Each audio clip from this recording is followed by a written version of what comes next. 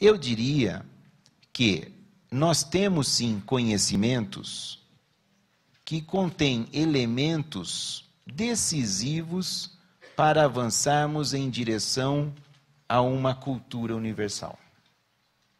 Mas esses conhecimentos são históricos. Isso quer dizer que eles têm sido produzidos no processo histórico da humanidade. E o processo histórico da humanidade tem sido marcado por profundas contradições.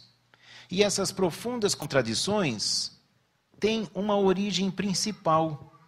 A origem principal dessas, não é a única, mas é a origem principal dessas contradições, é o fato de que a história humana até aqui percorrida tem sido marcada, em sua maioria, pela luta de classes. A humanidade tem estado dividida. A humanidade tem estado dividida em classes que se opõem e que lutam em relações de poder, em relações de dominação, em relações de exploração. Na nossa sociedade, o capital explora o trabalho. Mas essa mesma sociedade tem produzido muito conhecimento. Esse conhecimento, porém, não é neutro. Ele traz as marcas das contradições sociais. É um conhecimento que avança em certos aspectos e produz retrocessos em outros. É um conhecimento que pode permitir a libertação em certos domínios da atividade humana e, ao mesmo tempo, produz a restrição, produz o cerceamento, produz a escravização. O conhecimento produzido nesta sociedade, ele é heterogêneo, ele é contraditório, mas é o único que nós temos. O único conhecimento que nós temos é aquele produzido por nós mesmos, produzidos pelos seres humanos, e pelos seres humanos concretos, por lutas e ações sociais concretas.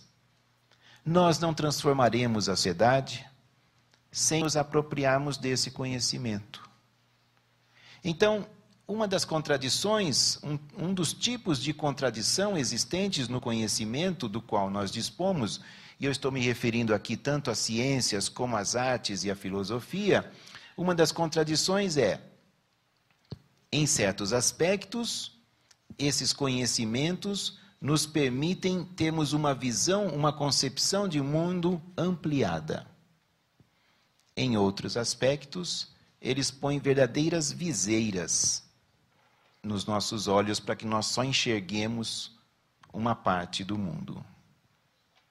Então, o conhecimento do qual nós dispomos não é ainda, em sua plenitude, um conhecimento universal. Mas ele contém elementos, ele contém produções de valor universal. O valor universal de um conhecimento não está em contradição com o fato de que esse conhecimento tenha sido produzido em circunstâncias históricas particulares, específicas. O conhecimento nasce em circunstâncias específicas e ele se torna universal à medida em que, potencialmente, ele tenha valor para toda a humanidade. Quando eu digo potencialmente, estou querendo dizer que ele ainda pode não se apresentar como algo de valor para toda a humanidade. Mas, potencialmente, ele pode vir a ter valor para toda a humanidade. Há toda uma discussão na educação em relação a se é possível ou não o conhecimento objetivo da realidade. E isso tem a ver com a questão da universalidade. Quando nós nos referimos, por exemplo, ao conhecimento científico,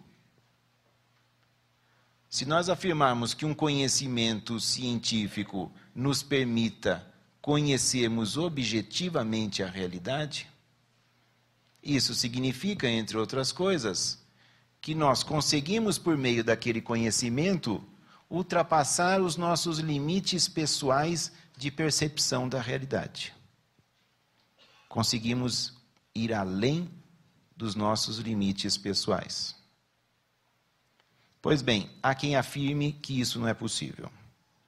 Há quem afirme que não existe conhecimento objetivo, que o conhecimento é e sempre será limitado pelas percepções individuais. Que o conhecimento é e sempre será, em certa medida, subjetivo.